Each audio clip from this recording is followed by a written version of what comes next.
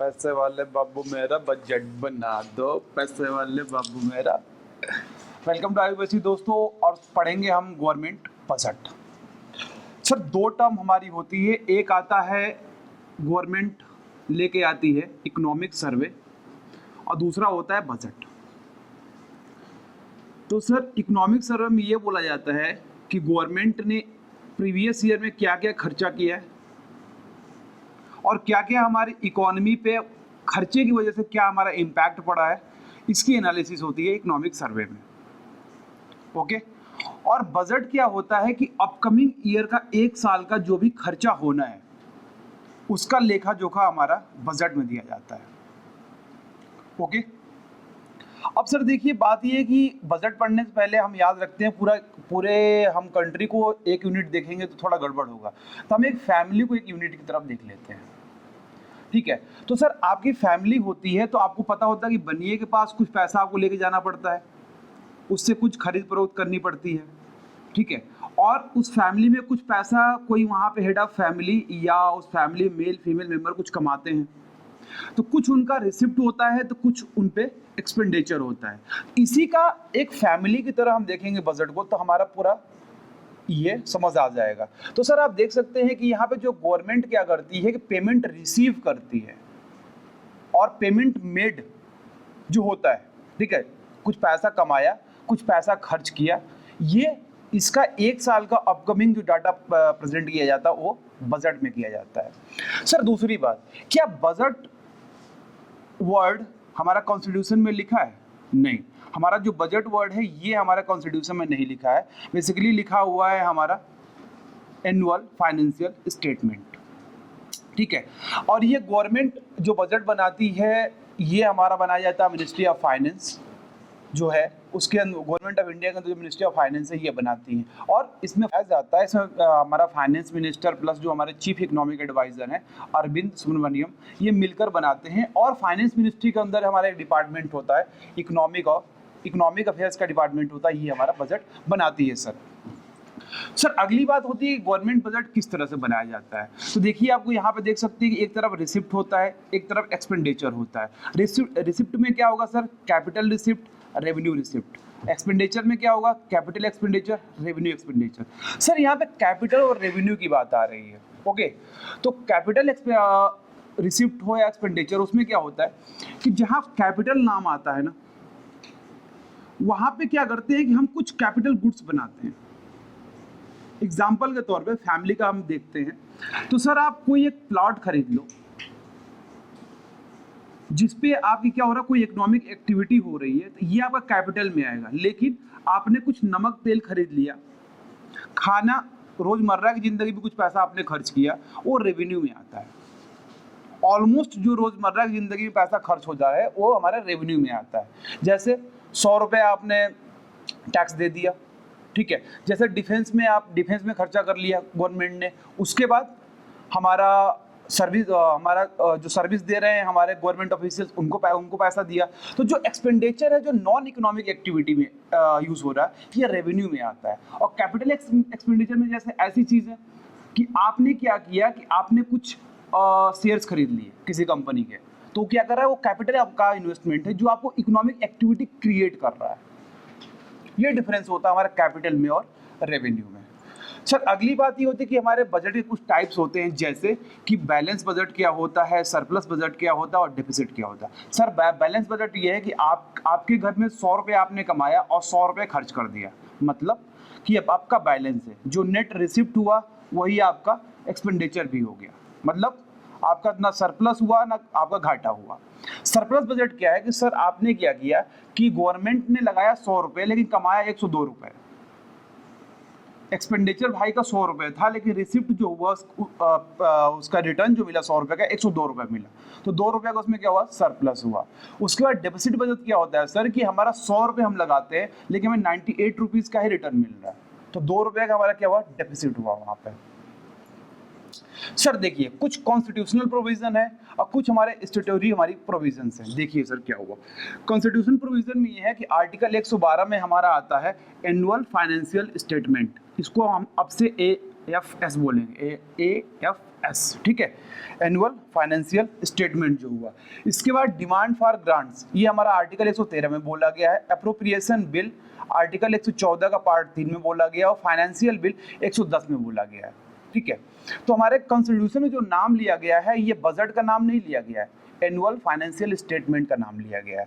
उसके बाद देखिए सर, बात ये होता है ना कि हमारे एक physical responsibility and budget management act 2003 में आया था। तो इन्होंने बोला था कि सर आपके यहाँ जो डेफिसिट हो रहा है, ओके, और डेफिसिट आगे पढ़ेंगे बताऊंगा, जो आपके यहाँ बजट में डेफिसिट हो गया उसको कंट्रोल करने के लिए एक एक्ट बना दिया गया। उसमें बताया गया कि हम कैसे कैसे अपनी इकोनॉमी को आगे देखेंगे, जैसे micro economic framework, physical policy strategy framework, कि हम जो भी हमारी फिजिकल पॉलिसी हो उसको कैसे हम स्ट्रेटेजिकली कम करें। उसके बाद medium term physical policy statement medium term के लिए दिया जाएगा। उसके बाद मीडियम टर्म एक्सपेंडिचर फ्रेमवर्क। तो ये जो आपके 4 प्रोविजन आप नीचे देख रहे हैं, जो माइक्रो इकोनॉमिक फ्रेमवर्क 1 to 4, ये जो इंस्ट्रूमेंट है ये हमारे कॉन्स्टिट्यूशन में नहीं दिए गए हैं, ये FRBMA के तहत हमारे ये प्रोविजन लिए उसमें बनाए गए हैं ये, ठीक है। अब देखिए इसके बाद जो भी टर्म हमारे बजट में आते हैं वो आगे आएगा, तो ये सब इन सबको एक्सप्लेन करने के लिए आते हैं। तो बेसिकली आपको याद ये रखना है कि जो 4 चीज़ें ऊपर की हैं, AFS, demand for grants, appropriation bill और फाइनेंशियल बिल, ये जो चारों हैं हमारा, ये हमारे कॉन्स्टिट्यूशन में लिखे गए हैं। लेकिन जो हमारा FRBMA जो आया हुआ है, ये स्टेटोरी हमारी बॉडी है, इसकी ये कॉन्स्टिट्यूशन में हमारा नहीं दिया गया है, ठीक है। अब देखिए सर, अगला हम इसी को देखेंगे कि एनुअल फाइनेंशियल स्टेटमेंट क्या होता है। सर बात यह है कि हमारे यहाँ क्या चलता है, फाइनेंशियल ईयर चलता है, तो 1 अप्रैल से शुरू होगा और 31 मार्च तक जाएगा। ये हमारा क्या है, एक फाइनेंशियल ईयर है, 1 अप्रैल टू 31 मार्च। अब सर क्या होता है कि एक साल में कितना आपने इकोनॉमी में पैसा खर्च करना है और कितना एक्सपेंडिचर करना है, क्या पॉलिसी लगानी है, क्या क्या वो ग्रांट देना है, क्या एड देना है स्टेट को, ये 1 साल के लिए तय किया जाएगा हमारा, ठीक है। उसके बाद देखिए अगला हमारा एक टर्म आता है कंसोलिडेटेड फंड ऑफ इंडिया। अब सर क्या है कि जो कंसोलिडेशन फंड ऑफ इंडिया है, ये आर्टिकल 266 में बताया गया है हमारे कॉन्स्टिट्यूशन के। अब सर जो कंसोलिडेशन फंड ऑफ हमारा इंडिया है, इसमें क्या होता है कि जो भी आप रेवेन्यू रिसिप्ट करेंगे, टैक्स के फॉर्म में करेंगे, जैसे एक्साइज ड्यूटी ले लिया, ठीक है, उसके बाद आपने कस्टम ड्यूटी ले लिया, प्लस जो नॉन टैक्स के फॉर्म में होगा, जो डिविडेंड मिल गया, इंटरेस्ट मिल गया, प्लस जो आपने लोन रेज किया है, ये सब ये रेवेन्यू रिसिप्ट के अंदर आएंगे। उसके बाद जो एक्सपेंडिचर आप कर रहे हो, ओके, कि आपने किसी पॉलिसी पे लगा दिया, डिफेंस में पैसा दे दिया, ओके, और आपने मनरेगा में पैसा लगा दिया, ये सब पैसा का जो लेखा जोखा होगा ये कंसोलिडेशन फंड ऑफ इंडिया में होगा। अब कंसोलिडेटेड फंड ऑफ जो इंडिया होता है हमारा, आप कोई भी पैसा नहीं निकाल सकते। अब गवर्नमेंट ऑफ इंडिया है तो ये बोलेगी भाई मैं ही सरकार है तो मैं निकाल लेता, ऐसा नहीं होगा भाई। ये जो आप पैसा लेके आओगे, जो आप बजट बनाओगे, इस पे वोटिंग की जाएगी, इसका कुछ प्रोसीजर होगा। उसके बाद एक हमारा बिल बनेगा जिसका नाम है एप्रोप्रिएशन बिल बनेगा। उसके बाद आप कंसोलिडेटेड फंड ऑफ इंडिया से पैसा ले सकते हो, उसके बिना एक पैसा नहीं दिया जाएगा। क्योंकि डेमोक्रेसी है तो सबकी बात सुनी जाएगी, क्योंकि ये तो भाई पब्लिक का पैसा है, टैक्स का, आप कैसे खर्च कर सकते हो, तो सबकी सुनी जाएगी, वोटिंग की जाएगी, उस पर सारा डिस्कशन होगा, उसके बाद एप्रोप्रिएशन बिल बनेगा, उसके बाद आप पैसा निकाल सकते हो, ठीक है। अब सर देखिए, एक होता है contingency fund of India. Sir contingency fund of India में क्या होता है, ये आर्टिकल 267 में दिया गया है। सर बात ये होता है ना कि आपकी फैमिली है तो कुछ 10-5 हज़ार रुपये रखे होते हैं ताकि कोई बीमारी हो जाए तो वहाँ पे लगाया जाए, इस पैसे को नहीं छुआ जाता है। तो इंडिया गवर्नमेंट ने बोला है कि सर 500 करोड़ रुपए हैं इस समय अलॉटेड रहते हैं, इसके अंदर 500 करोड़ रुपया रखा जाएगा हमारे पास, ताकि कोई भी यहाँ पे अनफॉरसीन एक्सपेंडिचर जो हम देख नहीं सकते हैं फ्यूचर में होगी, जो हम प्लान के तहत नहीं ला सकते हैं, जैसे कहीं सुनामी आ गई, कहीं पे ड्रॉट आ गया, ओके, कहीं पे मतलब कि अनफॉरसीन जो एक्सपेंडिचर होगा उसके लिए एक फंड हम रखते हैं एक्स्ट्रा, जो 500 करोड़ रुपीस होता है, ठीक है सर। अब देखिए पैसा जो रखा जाता है, ये पैसा प्रेसिडेंट के पास होता है, but it's managed by the finance secretary on the behalf of president. अब सर क्या होगा, इसको एग्जीक्यूटिव एक्शन के थ्रू आप निकाल सकते हैं इस पैसे को, लेकिन आपने जैसे ये पैसा निकाला उसके बाद क्या करना पड़ेगा कि आपको जितना पैसा कम हुआ 500 करोड़ से, आप कंसोलिडेटेड फंड से निकाल कर इसको भर दीजिए। एक बार और, जो पैसा आपने कंटीजेंसी फंड से निकाला और आपने मान लीजिए कहीं बाढ़ आ गई, वहां पे पैसा आपने दे दिया, मान लीजिए 100 करोड़ रुपए आपने पैसा दे दिया, तो आप क्या करोगे कि यहाँ पे 400 करोड़ रुपए ही बचेंगे। अब क्या होगा कि कंसोलिडेशन फंड ऑफ इंडिया से हमारा पैसा निकलेगा और 500 करोड़ उसको किया जाएगा। ठीक है सर। तीसरा हमारा अकाउंट होता है public account. Sir public account में आम जनता का पैसा रखा जाता है, जैसे पीएफ का पैसा हो गया, प्रोविडेंट फंड का पैसा हो गया, स्मॉल सेविंग्स हो गई, ये सारा पैसा जो होता है हमारा पब्लिक अकाउंट में रखा जाता है। प्लस जो गवर्नमेंट का स्पेशल रिजर्व, अब सर गवर्नमेंट का स्पेशल रिजर्व क्या होता है, जैसे कि गवर्नमेंट ने प्लान कर लिया है कि हमें रोड बनाना है और स्कूल बनाना है, उसके लिए कुछ पैसा हमारा अलॉटेड है, तो गवर्नमेंट क्या करेगी, उस पैसे को कंसोलिडेशन फंड से निकालकर कंटीजेंसी में डाल देगी, क्योंकि ये तो रिजर्व पैसा है, ये यहीं पे जाएगा। तो ये याद रखने वाली हमारी बात है। अब क्या है कि जब आप पब्लिक अकाउंट से आप पैसा निकालेंगे तो कोई पार्लियामेंट का अप्रूवल नहीं चाहिए आपको, एग्जीक्यूटिव एक्शन के थ्रू आप इससे पैसा निकाल सकते हैं। और जो पैसा आप पब्लिक अकाउंट से निकालोगे सर, वो तो लोगों का पैसा है ना, प्रोविडेंट फंड का पैसा है, जो भाई कोई इंसान कमा रहा है उस कुछ पैसा काट कर पीएफ में डाल रहा है ना, और स्मॉल सेविंग्स में डाल रहा है जो बैंकों में पड़ी हुई है, तो ये सारा जो पैसा ही आपको फिर से रिटर्न करना पड़ता है पब्लिक को। तो ये बात रही कुछ हमारी पब्लिक अकाउंट की।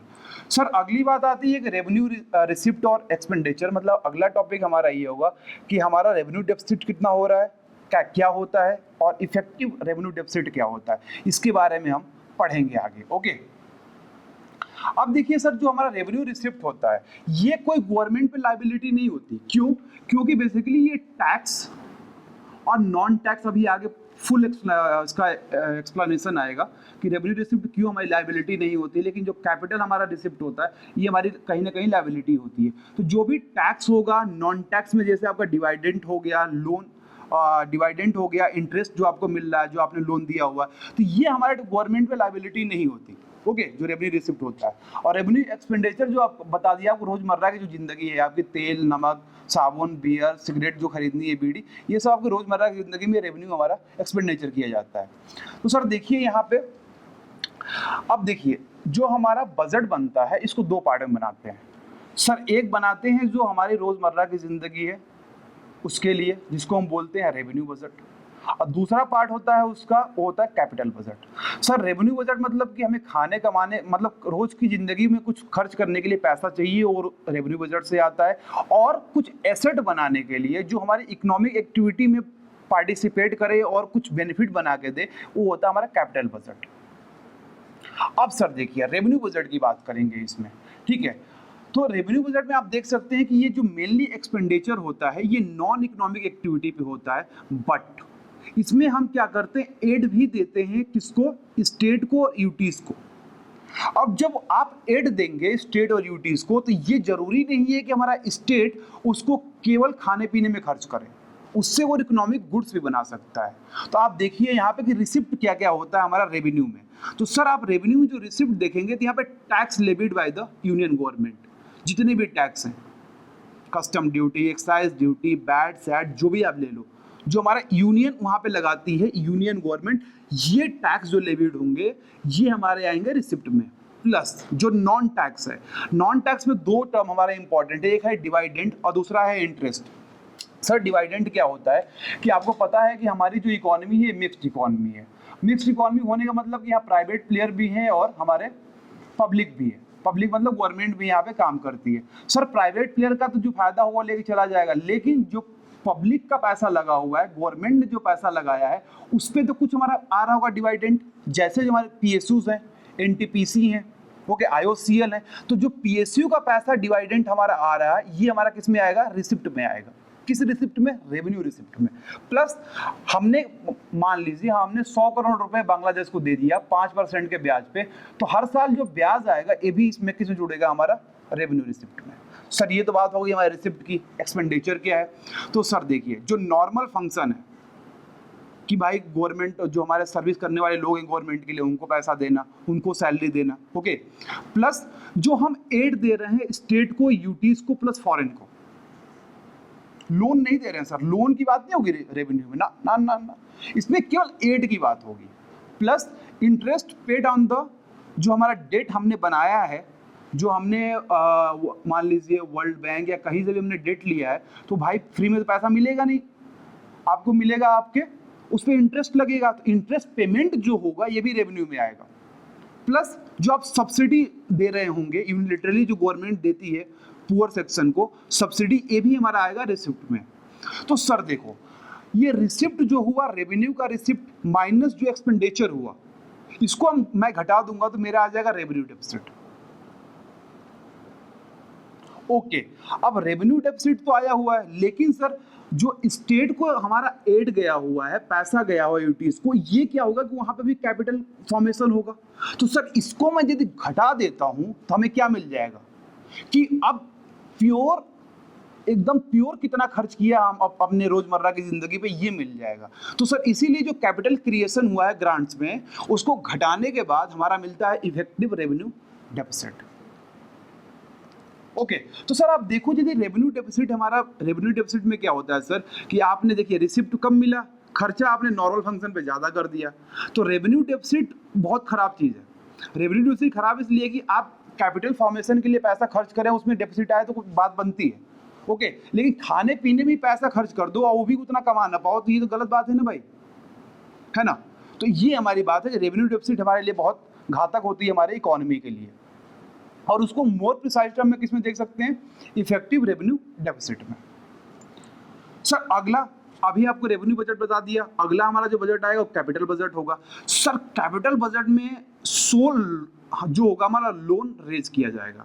सर ठीक है, कैसे रेज करना है, पब्लिक से, जो पब्लिक से हम पैसा लेके आएंगे उसे हम बोलते हैं मार्केट बोरोइंग। जो पब्लिक का पैसा हम रेज करते हैं, गवर्नमेंट रेज करती है, उसे बोलते हैं मार्केट बोरोइंग। उसके बाद आरबीआई से आपने कुछ लोन ले लिया, उसके बाद आपने treasury bill. Sir treasury bill क्या होता है बेसिकली कि देखिए गवर्नमेंट के पास क्या है, क्योंकि अपने पास माइंस है, अपने पास नेचुरल रिसोर्सेज है, अपने पास पेड़ पौधे है, अपने पास लैंड है, तो गवर्नमेंट एक बॉन्ड बनाती है इनके बिहाफ पर कि भाई हमारे पास माइन तो है, हाँ जी है, इंडस्ट्री तो है, हाँ जी है, तो इसके बिहाफ पे मैं एक बिल बनाता हूँ, एक बॉन्ड बनाता हूँ जिसे हम क्या बोलते हैं, ट्रेजरी बिल। और ये ट्रेजरी बिल बहुत काम का आता है हमारा इन्फ्लेशन को कंट्रोल करने के लिए, काफी कामों के लिए। तो ट्रेजरी बिल को हम घुमाते रहते हैं, है ना। जैसे आप सोना को कहीं गिरवी आप रखते हो, तो इसका मतलब ये ना, आप सोना बेच तो नहीं दिया ना आपने, गिरवी रखा है, बाद में आप निकाल भी सकते हैं। उसी तरह से जो ट्रेजरी बिल होता है ये भी घुमाती रहती है गवर्नमेंट। ये गवर्नमेंट की अपनी सिक्योरिटी होती है, ये गवर्नमेंट का अपना बॉन्ड होता है। तो ये पैसा ये देकर किसी से मैंने रेज कर लिया, मान लीजिए मेरे घर में गरीबी हो गई तो मैंने सोना अपने घर का रखकर वहां से कुछ पैसा रेज कर लिया, तो उसी तरह से आप ट्रेजरी बिल का हमारा कॉन्सेप्ट है। तो ये भी तो लोन रेज करना ही हुआ ना सर, ओके। उसके बाद फॉरेन बॉडी से आपने लोन ले लिया, जैसे आपका हो गया वर्ल्ड बैंक से आपने लोन उठा लिया। उसके बाद आपने क्या है, घर की चीजें कुछ बेच दी, डिसइन्वेस्टमेंट कर दिया, ओके। डिसइन्वेस्ट करने में क्या होगा, पीएसयू आपके घर की थी, गवर्नमेंट की प्रॉपर्टी थी, पब्लिक प्रॉपर्टी थी, आपने उसको बेच दिया, तो पैसा तो आएगा ना वहां से। तो आप यहाँ पे देख रहे होंगे कि जो भी एक्टिविटी होती है कैपिटल बजट में अनयूजुअल होती है, यूजुअली नहीं होती, है ना। आपके घर में लोन जब भी तभी रेज किया जाएगा जब कोई अनयूजुअल एक्टिविटी होती है, एक्स्ट्रा ऑर्डिनरी हमारी सिचुएशन होती है। तो एक हमारे ये प्रिसाइज टर्म में तो नहीं बोल सकते, लेकिन इसको मेमोरी में रखने के लिए, डिस्टिंग्विश करने के लिए कि हाँ भाई एक्स्ट्रा ऑर्डिनरी केस में हम क्या करते हैं, कैपिटल बजट को देखते हैं। उसके बाद सर पेमेंट आप कहाँ पे करोगे, पेमेंट तब करोगे कि आप लैंड खरीदोगे या बिल्डिंग बनाओगे या मशीनरी बनाओगे, या आप कोई ऐसा मशीनरी बनाएगा जिससे क्या मार्केट को हमारा फायदा हो, ओके। दूसरी चीज आप शेयर में इन्वेस्टमेंट करोगे। उसके बाद आप क्या करोगे, आप एडवांस में लोन दे सकते हो हमारे यूटीज को और स्टेट को, ठीक है, या गवर्नमेंट कंपनीज को। सर एड देना और लोन देना दोनों डिफरेंट है। और शेयर जो होता है, देखिए एक होता हमारा फिक्स किया गया शेयर की हमारा स्टेट को मिलेगा ही, वो तो मिलेगा, उसमें दिक्कत नहीं है। और जो एड जाता है हमारा, जो एड गया है उनको, ठीक है, ये हमारा रेवेन्यू में आएगा। लेकिन लोन दिया जाएगा जो एडवांस में यूटीज को, ये हमारा किस में आएगा, कैपिटल बजट में आएगा। हमेशा आप देखिए कि रेवेन्यू में लोन उनका कोई खेल नहीं है भाई, खेल हमारा हो रहा है लोन का हमारा कैपिटल बजट में। तो इसको आपको याद रखना जरूरी होगा सर। ये कुछ बात रही हमारा कैपिटल और रेवेन्यू से रिलेटेड। आगे देखते रहिए बजट का हमारा पोर्शन, इसको हम पूरा कंप्लीट करेंगे, पहले बेसिक करेंगे फिर कंप्लीट करेंगे। Thanks for watching, have a nice day.